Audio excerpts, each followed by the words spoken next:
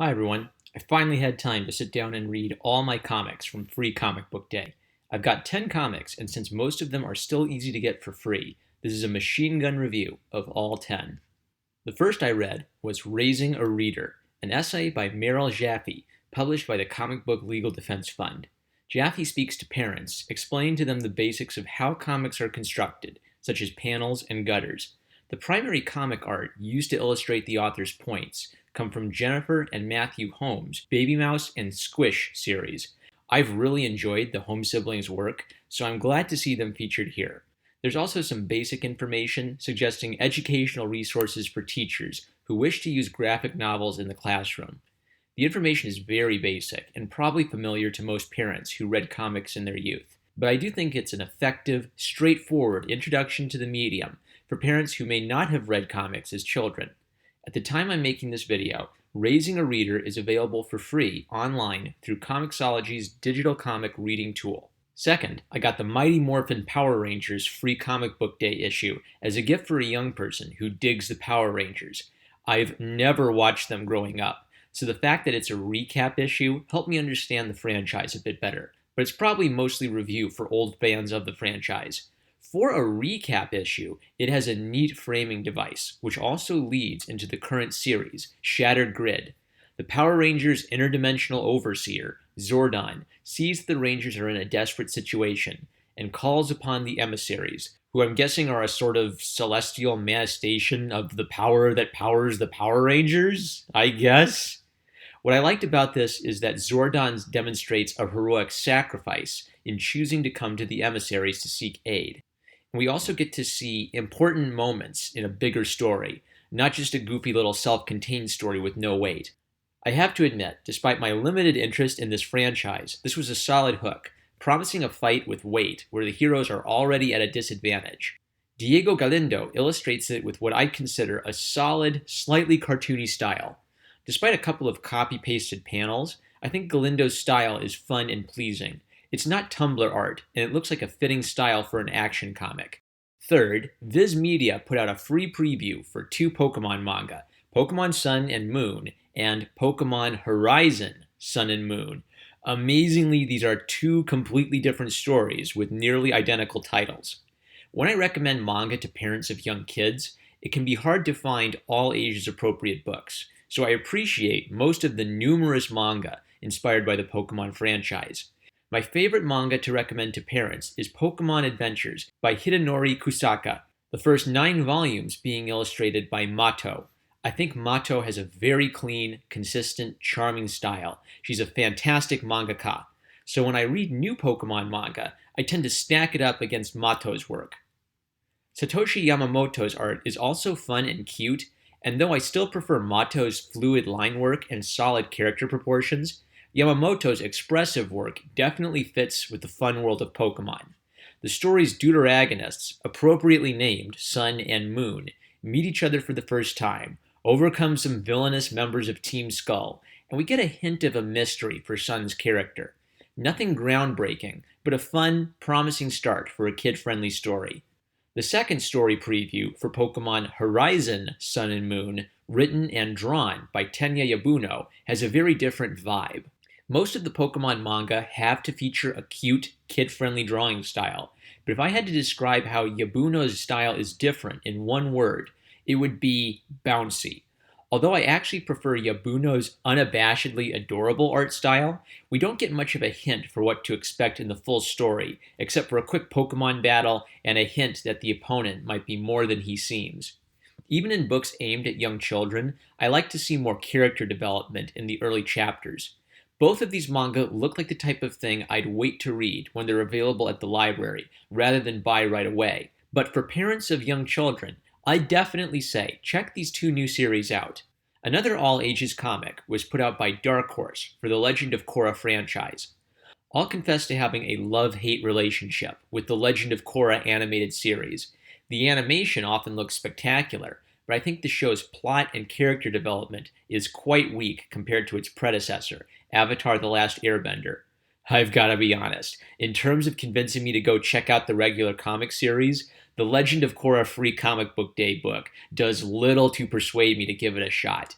The story is completely inconsequential, and Jade Aitkeichi's art, though adequate, lacks the visual flair which helped me enjoy the TV series. Korra still seems like a very generic protagonist, and comes off creepy with some of her expressions.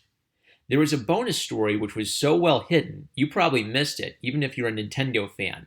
There's a mini story for the Nintendo franchise ARMS, advertising a graphic novel coming out January 2019. The art by Joe Nig has some definite strengths and weaknesses. Nig's characters successfully imitate the Nintendo art style, sort of a mix of Disney and manga. The backgrounds are clearly Nig's weak point, where the perspective sometimes creates awkward-looking rooms where things are either much too big or too small. But I definitely see promise in this artist. ARMS looks like the kind of franchise you'll either love or hate. While I liked Nig's drawings of the characters, the story was also somewhat inconsequential, introducing the main protagonist's drive and his motivations, but not really giving us anything to knock our socks off, though it does promise battles to come. Fifth, I accidentally got a free reprint of Superman Batman #1 from 2016 by Loeb, McGinnis, and Vines. This is an older book I'll probably return to in the future to review in full, so what I'll say for parents of kids who dig Superman and Batman is the full graphic novel is not just a blast, it's also a really interesting compare and contrast between the two characters. To this day, I have fond memories of it. It's rated teen, so parents may want to read it themselves to decide if it's age appropriate, but in my experience, the teen books tend to be closer to a PG movie rating in their content. I think even a preteen superhero fan would get years of enjoyment out of Superman Batman. My next one isn't officially a free comic book day book, but my local comic shop gave out Looney Tunes #217, maybe to add some more kid-friendly books to their selection and move out some of their old stock, because this one was originally published in 2014. There are 2 medium-length stories and 4 single-gag mini-stories. The main question for picking up a Looney Tunes comic is, do you like the original Looney Tunes shorts? And do the comics capture what made those shorts great? Overall, I'd praise the art quality, which captures the over-the-top energy the Looney Tunes cast should always have, but I can't strongly recommend it.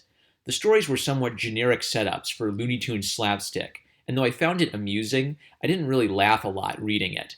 I will praise them for being willing to engage in some of the risque humor which marked the old shorts, particularly compared to today's politically correct humor books. Joe Book's Disney Princess free comic book day book focuses on Ariel from The Little Mermaid. When I first read this book, I thought it had something to do with Disney artist Amy Meberson's inspired Disney fan comics, Pocket Princesses. Sadly, Meberson's $1 million idea to have all of the Disney princesses have cute, hilarious adventures together hasn't been made into an official series by Disney yet. Meberson is one of the numerous artists for this issue, along with Egil Bartolini, Dylan Bonner, Chris Dreyer, and Brianna Garcia. I'm not familiar with their styles enough yet so that I can distinguish who did what for this comic. It's certainly a bizarre one. Because it's a collection of 4-panel comics, you have to read it horizontally. It was cute and fun, but I honestly found myself wishing I was reading Pocket Princesses the whole time, given how well Meberson uses the various characters. Meberson is very professional and works hard to inform fans of work she has coming out. Definitely check her out on social media. Oh, by the way, if any Disney higher-ups happen to watch this video, if you want to make a few extra $1 million, hire Meberson to make a hardcover Pocket Princesses treasury. Ideas that great for old franchises don't come around that often. Sparks, published by Scholastic Imprint Graphics, really cracked me up, and the comedic drawing style by Nina Matsumoto is a good illustration of how to make cat and dog books appealing. Focus on people who like cats and dogs. You might say this book is doing what Marvel's Lockjaw didn't get right. It's a silly concept, and some of the jokes feel purely random, but I laughed several times reading the free preview, and I've actually just gotten the full book. You can tell this just from the cover, so I wouldn't consider this a spoiler, but it follows 2 genius house cats who pilot a robotic canine, since humans love dogs and dislike cats. The very first chapter gives us a hint at the 2 cats' characters, sets up a comedic villainous trio, packs in 2 heroic action scenes, and sets up their 3rd adventure. That's some tightly packed writing. I'll let you know what I think of the full book, but this first chapter is a solid recommendation, especially for kids and animal lovers. Well, that's 8 comics, gang. Seems like a good start. Say, this is a top 10 anime type of video, so what are my last 2? We haven't seen any Marvel books yet. Oh no.